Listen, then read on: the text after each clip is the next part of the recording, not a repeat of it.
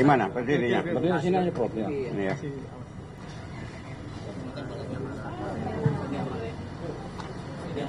Yang lain harus kelihatan fotonya itu, Pak Makarim, Pak ini di sini, sebelah sini, Pak Makarim di sebelah sini, biar di foto kelihatan. Foto berbicara kan, nah gitu.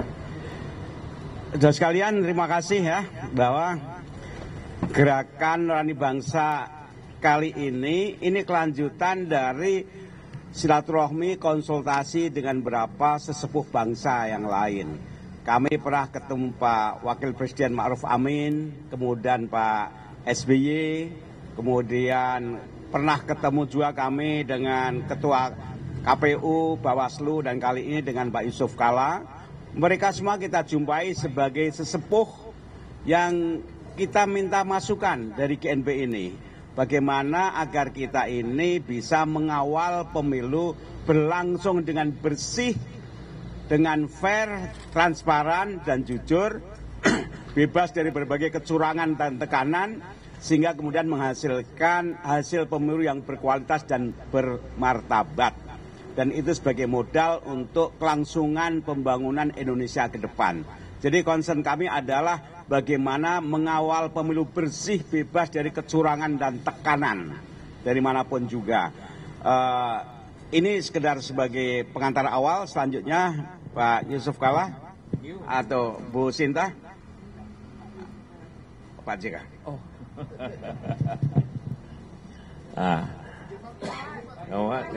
Apa? Ini Pak. Pak Kardinal ikut ya, Pak Kardinal ya. Sini ini nomor Pak Kardinal sini, jejer saya. Nah, Ya. Yang punya gereja nih. Ya.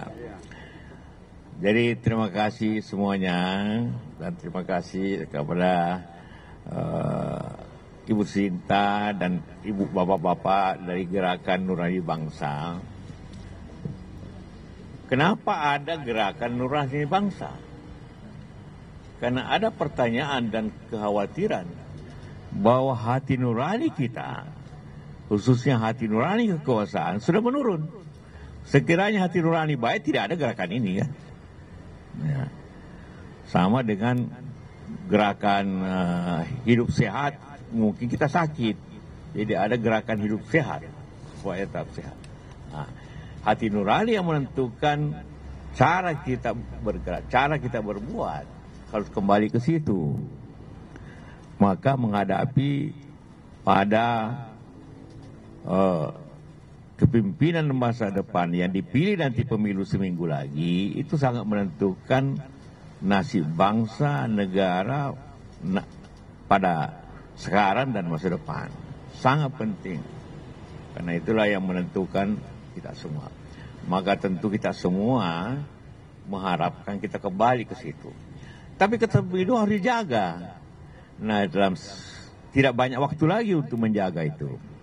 Karena itulah maka nanti pada 7 hari lagi kita harus mendukung aparat negara, polisi, kepada pemerintahan, sampai kepada desa, tentara, agar kembali ke hati nuraninya. Jangan ada yang coba-coba mencuri hati nurani rakyat. Karena suara itu ikan dari hati nuraninya. Jangan ada yang mencuri. Nah, karena ada yang mencuri, bukan suaranya Prabowo, bukan suaranya Anies, bukan suaranya Ganjar dicuri, bukan. Suara rakyat yang dicuri kalau tidak sesuai hati nurani. Karena itu gerakan ini menyampaikan itu. Apa yang dibuat dalam 10 hari? Agar seluruh masyarakat, mahasiswa, jamaah masjid, jamaah gereja, agar turun serta untuk menjaga agar jangan terjadi pemilu yang kotor. Karena itu harus dijaga menjadi pemilu yang bersih. Semua kita wartawan harus bergerak agar terjadi pemilu yang bersih, sehingga tidak terjadi masalah di kemudian hari. Dan kita memilih pemimpin yang bersih, karena hanyalah pemilu yang bersih dapat memilih pemimpin yang bersih. Kalau prosesnya salah, maka pemimpin yang dipilih juga salah. Jadi kita harus menjaga proses yang bersih untuk mendapatkan pemimpin yang bersih untuk sekarang dan masa akan datang. Itu minta maaf pembicaraan hari ini, dan semua kita mendukung pemilu bersih. Itu saja upaya kita seminggu lagi, karena saya kira semua orang sudah hampir menentukan pilihan. Ada pertanyaan? Ya. Dari mana? Natang dari Kompas.com, Pak. Ya. Mas ya, ini saya ini tadi selain pembahasan soal pemilu yang bersih itu, ada juga nggak kekhawatiran yang disampaikan terkait dengan pemberian bansos akhir-akhir ini, karena ini kan sudah masif dilakukan oleh presiden dan lain-lain, itu gimana Pak? Ya, itu memberikan bansos dalam keadaan rakyat susah itu benar. Tapi caranya harus benar juga. Kalau bansos dikasih di pinggir jalan, dikasih di pasar, dikasih di kumpulan orang, itu kan melanggar aturan. Aturan yang benar itu ialah berikan bansos kepada orang yang membutuhkan sesuai nama dan sesuai alamat. Karena itu yang harus memberikan itu ialah kepala desa, camat yang benar. Karena kalau panggil orang semua, tidak apa belum tentu dia butuhkan. Karena ia membutuhkan itu ada. Dan waktu yang tepat. Jangan dipaksakan menjelang tanggal 14. Walaupun tidak diakui tetap saja kenapa tidak tanggal 20. Ya, jadi bansos itu benar, tapi dengan cara yang benar juga. Nah, itu dia. Sekali yang baik. Agak keras.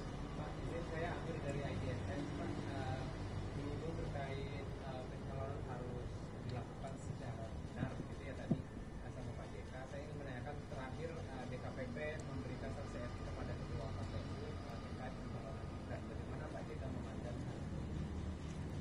Bagi kita semua bahwa cara yang tidak benar akan menghasilkan juga tidak benar. Tapi itu sudah lewat.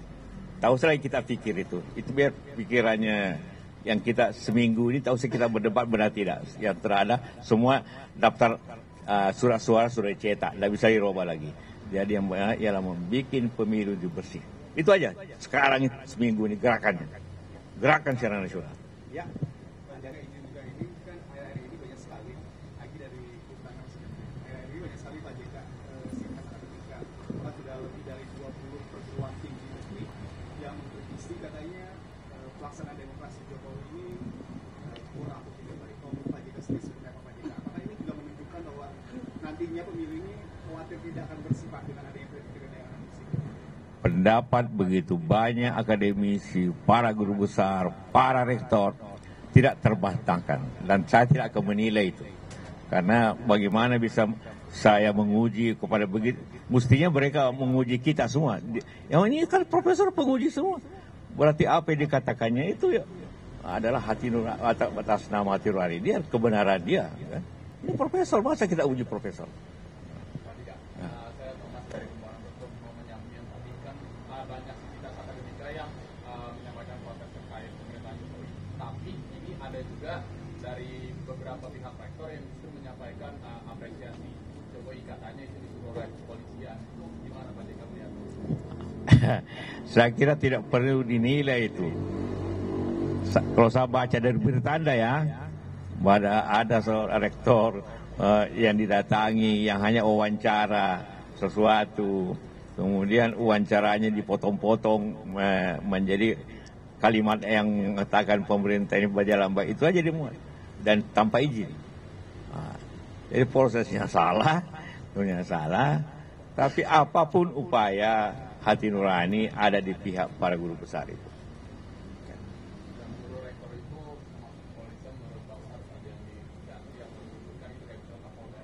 Seminggu ini tidak bisa lagi ganti pengganti.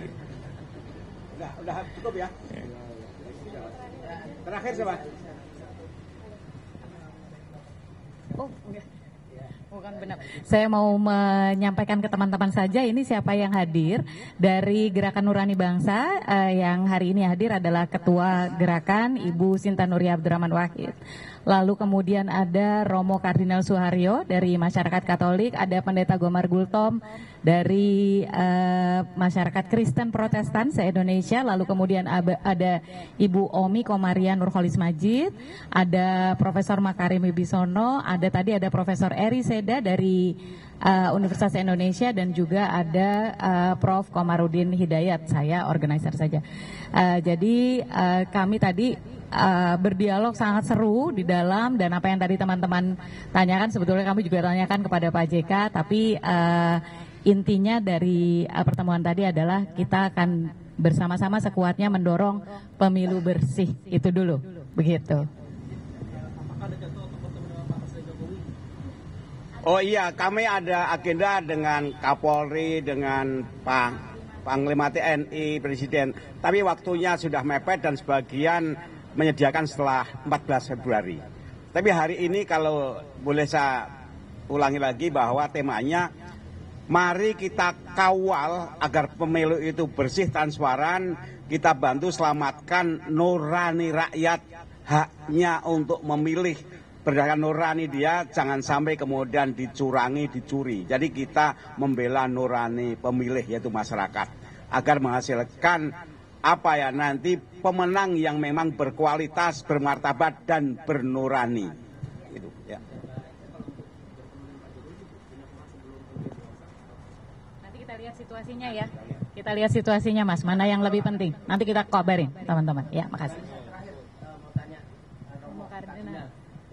Karena sedang viral video. Nah, Rono penting ini. Romo, mohon izin. Romo mau tanya ini yang pertama soal kemarin Rektor Unika Pranoto itu merasa bahwa dia diminta untuk memberikan pujian terhadap pemerintahan Jokowi dari polisi gitu. Dan Kapolda Jawa Tengah juga mengakui adanya tindakan itu. Nah, kemudian bagaimana tanggapannya Kardinal? Dan yang kedua, kemarin sempat viral pernyataan Kardinal soal guru-guru bangsa yang melakukan kritik.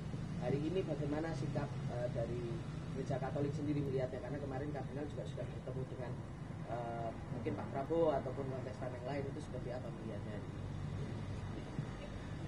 Kalau yang berkaitan dengan Rektor Unika Sugio Pranoto kan sudah jelas ya, mau ditanggapi apanya. Ya sudah. Itu juga terjadi di Universitas Katolik yang lain. Itu iya, tidak tahu saya, tidak tahu. Lalu yang kedua, saya itu kan berbicara sederhana ya. Saya bercerita mengenai sejarah umat Allah di dalam perjanjian lama. Itu saja yang saya ceritakan. Kesimpulannya, terserah penafsirannya seperti apa. Yang saya sampaikan itu sangat netral, fakta, bukan interpretasi, bukan ajakan, bukan apa-apa. Tetapi faktanya begitu, titik. Lalu silahkan menafsirkan menurut keyakinan masing-masing. Tapi itulah yang terjadi di dalam sejarah dan saya menceritakan itu saja, tidak lebih daripada itu.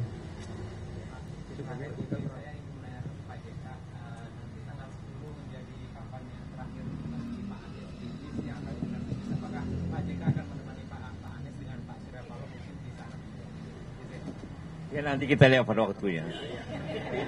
Itu di luar sudah, ini luar agenda Gerakan Nurani Bangsa nanti dengan Pak JK. Agak colongan dikit. Mungkin ada sudah diundang sama Pak Anies begitu, sama Pak Muhaimin. Tidak ada undang-undang kalau begitu. Nah, namanya kampanye ya terserah. Oh, maaf, tidak ada undang-undang, terserah masing-masing. Ya, itu kan. Nanti kita lihat dulu. Bukan karena saya lihat bisa sekian banyak orang, nanti macet di jalan, saya tidak bisa pulang nanti. Jadi saya pikir itu. Terima kasih semuanya, makasih. Ini mic siapa ini? Oh, sini ya.